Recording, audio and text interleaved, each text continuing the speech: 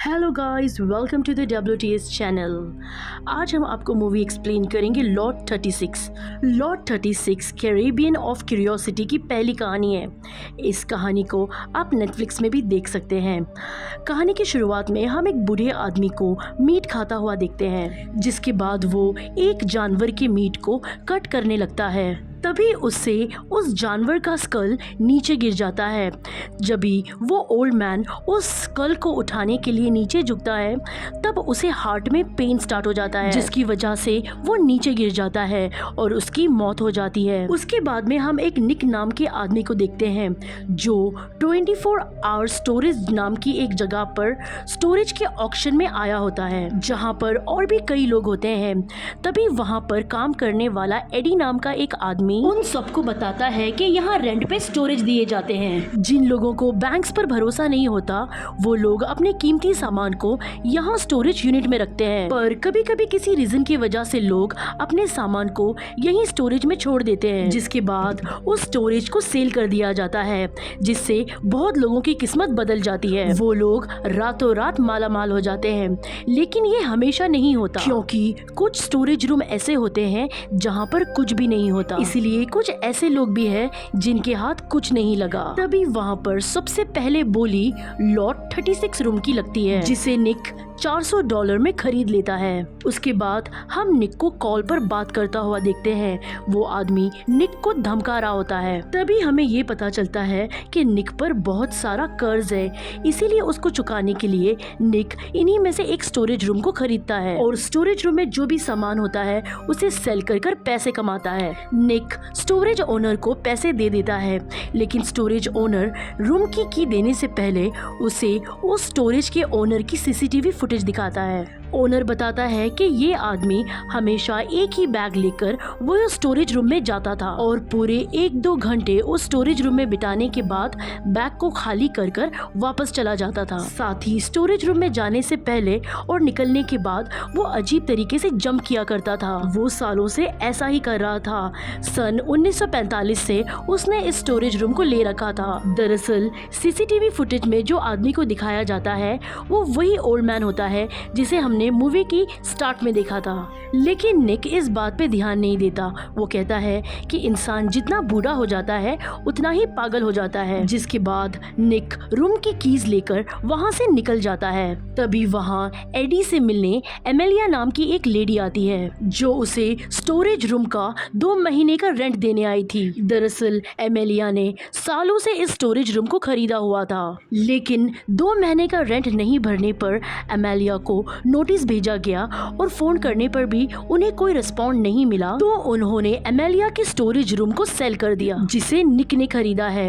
AD के कहने पर एमेलिया निक से बात करने चली जाती है। एमेलिया निक से कहती है कि उन लोगों से गलती हुई है, वो स्टोरेज उसका है जिसमें उसकी फोटोज है, फैमिली फोटोज है, लेटर्स है और बहुत सारे पर्सनल स्टफ है। मगर निक नहीं मानता। वो कहता है कि कानूनी तौर पर अब ये स्टोरेज मेरा है, इसीलिए अगर एमेलिया को उस स्टोरेज से कुछ भी चाहिए तो उसे $1000 पे करने होंगे। वो एमेलिया की कोई भी मदद नहीं करता।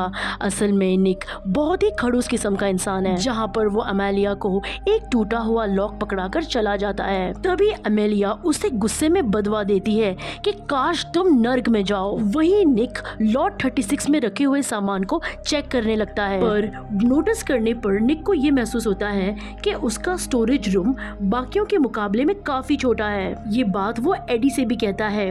तब एडी उसे कहता है कि इसको 1940 में बनाया गया था, इसीलिए इन सब का साइज अलग अलग है। साथ ही में एडी बाहर खड़ी एमेलिया को उसका सामान भी चेक करने को कहता है, बट ये सुनकर निक उस पर भड़क जाता है। वो कहने लगता है कि मैंने इस देश के लिए बहुत कुछ किया है और मैंने बहुत कुछ गवाया भी है, जिससे मेरा एक कान खराब हो गया, यहाँ तक कि मेरी वाइफ भी जा चुकी है। उसने कई नुकसान सहे हैं, इसीलिए अब मैं अपने फायदे को नहीं छोड़ूंगा। निक उसे बहुत कुछ सुनाकर वहाँ से चला जाता है, क्योंकि इसके लिए उसने पे किया था। अब शाम हो जाती है, जहाँ हम निक को देखते हैं, जिसे लॉट 36 से बहुत सारी एंटिक चीजें मिलती हैं, जिसमें उसे वहाँ सोने का शैंडेलियर, चेयर और फ्लावर्स की पेंटिंग्स मिलती है। अभी वो इन सब को लेकर बेचने ही जा रहा होता है। तभी एक आदमी आदमी आकर उसकी कार पर हमला कर देता है और उसे बाहर निकालकर बहुत मारता है और कल तक $12,000 लौटाने का कहकर वहाँ से चला जाता है, जिसको वहाँ खड़ी एमेलिया ने भी देख लिया था। निक उसको वहाँ से भगा देता है। तभी निक अपनी चोट पर फर्स्ट एड करने लगता है। तभी उसके पास एडी आता है।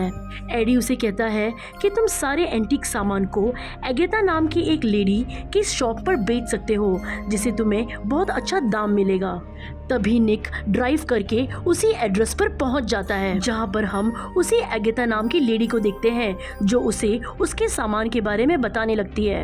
एगेता निक को फ्लावर की पेंटिंग के बारे में बताने लगती है। वो कहती है कि ये एक बहुत ही नाजुक सी पेंटिंग है, जिसे इंसानों के बालों से बनाया गया है। फिर निक उसे एक सीक्रेट बुक देता है, जिसके बारे में पता करने के लिए एगेता किसी को कॉल करती है और उसे यहाँ बुलाती है, जिसका नाम रोलेक्स होता है। वो यहाँ आता है। वो तीनों बुक को देख के काफ़ी हैरान हो जाता है। वो निक से पूछता है कि इसकी चौथी बुक कहाँ पर है, जिसके बारे में निक को कुछ भी नहीं पता था, क्योंकि वो बुक बहुत ही ज़्यादा अनोखी होती है और उस बुक की उसे $10,000 मिल जाएंगे, और अगर चारों बुक की कीमत लगाई जाए तो वो $3 लाख से भी ज़्यादा में बिकेगी। वो चौथी बुक कुछ ज़्यादा ही रेयर है, क्योंकि उस बुक्स में कुछ ऐसे सिंबल और स्पेल्स है जहाँ पर डीमन को यहाँ बुलाकर यहीं पर रोका जा सकता है। साथ ही में रोलेक ये भी बताता है कि वो चौथी बुक का मिलना बहुत ही मुश्किल है, क्योंकि डीमन के साथ सौदा पक्का होने के बाद ये बुक और बुलाने वाला इंसान दोनों जल के राख हो जाते हैं, सिवाय इसके जब वो डीमन के साथ धोखा हुआ हो और वो अपनी कीमत ना वसूल पाया हो। यही एक तरीका है जिससे वो फोर्थ बुक ढूंढी जा सकती है। इतना कहकर अब रोलेक्स निक से अब ये कहता है कि अगर वो फोर्थ बुक भी मिल जाती तो आज ही वो उसे $3 लाख दे देता। जिसके बाद वो दोनों निक की कार में बैठकर स्टोरेज रूम के लिए निकल जाते हैं, जहां रास्ते में रोलैंड निक को बताता है कि वो उस फैमिली को जानता है जिनका यूनिट तुमने लिया है। वो लोग बहुत अमीर थे। वो लोगों ने स्टील का काम करके पैसे कमाए थे। फिर वर्ल्ड वॉर 2 के बाद वो लोग यूरोप से अमेरिका आ गए। वो बुरे लोगों के लिए हथियार बनाया करते थे।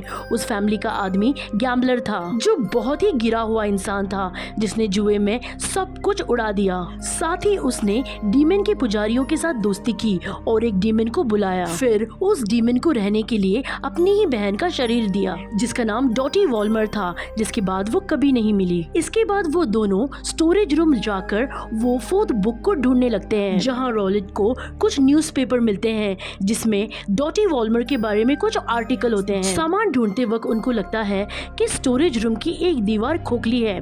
तब निक समझ जाता है कि क्यों उनका स्टोरेज रूम इतना छोटा है। जिसके बाद वो उस दीवार को खोल देते हैं, जिसके अंदर से बहुत बुरी स्मेल आ रही होती है। रोलैंड शैंडलियर्स में कैंडल्स लगाकर उसको जला देता है और निक से कहता है कि अंदर किसी भी चीज को छूना मत और कुछ भी मत कहना, और अगर उनका किसी दूसरी दुनिया की शक्ति से सामना हुआ तो नजरें बिल्कुल भी मत मिलाना। फिर वो दोनों मिलकर उस रूम के अंदर जाने लगते हैं, जहाँ पर उन्हें जीसस क्राइस्ट की सारी मूर्तियाँ दीवार पर लगी हुई मिलती है। और जब भी वो लोग रूम के एकदम कॉर्नर में पहुंचते हैं, तब वहां का नजारा देखकर दोनों दंग रह जाते हैं और उनके होश उड़ जाते हैं, क्योंकि वहां पर डॉटी वॉल्मर को एक डेमोनिक सिंबल पर कैद किया गया था, जिसकी बॉडी पूरी तरीके से सड़ चुकी थी और खोखली हो गई थी। उसके बाल जमीन से चिपके हुए थे।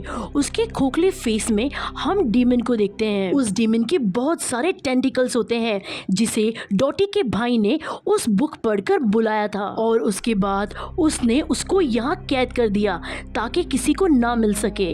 तभी उनको वहाँ पर वो फोर्थ बुक भी मिल जाती है, जिसे निक लेने जाता है, लेकिन वो गलती से वो डिमोनिक सर्कल की लाइन पर पैर रख देता है, जिससे वो डीमन जाग जाता है। वो डॉटी के मुंह से निकलकर रोलैंड को वहाँ पर ही मार देता है। तभी निक के हाथ में वो चौथी बुक भी जलने लगती है, जिसे देखकर निक बहुत ज्यादा डर जाता है। इसीलिए वो अपनी जान बचाकर वहाँ से भागता है, जहाँ पर वो डीमन निक का पीछा करता है। अब जैसे तैसे करके निक स्टोरेज रूम के डोर तक पहुंच जाता है, लेकिन बदकिस्मती से वो गेट बाहर से लॉक होता है, जिसको निक खोलने की बहुत कोशिश करता है, लेकिन वो गेट नहीं खुलता। लेकिन तभी डोर के बाहर एमेलिया आ जाती है, जिससे निक डोर खोलने के लिए बहुत रिक्वेस्ट करता है, लेकिन एमेलिया डोर नहीं खोलती और निक के दिए हुए लॉक को उस गेट पर लगाकर चली जाती है। और अब जैसे निक वहां से भागने की कोशिश करता है, वो डीमन उसके सामने आकर उसे भी खा लेता है, जिसके बाद वो स्टोरेज रूम की लाइट बंद हो जाती है और ये कहानी भी यहीं पर खत्म हो जाती है। हम उम्मीद करते हैं कि आपको ये पहली स्टोरी पसंद आई होगी। इस स्टोरी के अंदर एक बहुत ही इम्पोर्टेंट मैसेज था कि हमें हमेशा दूसरों की मदद करनी चाहिए और लालच से दूर रहना चाहिए। निक ने भी ऐसे ही किया, उसने लालच किया और एमेलिया की मदद नहीं की। अगर वो एमेलिया की मदद करता तो शायद आज वो जिंदा होता। वैसे आप हमें इसके पार्ट 2 के लिए कमेंट कर सकते हैं, क्योंकि आज की कहानी में बस इतना ही। हम नेक्स्ट टाइम मिलेंगे एक और इंटरेस्टिंग कहानी के साथ। वैसे अगर आपको हमारी एक्सप्लेनेशन अच्छी लगी हो तो वीडियो को लाइक या डिसलाइक जरूर कर दीजिएगा, और अगर आप हमारे चैनल पर नए हैं तो प्लीज सब्सक्राइब कीजिएगा। Thank you so much for watching.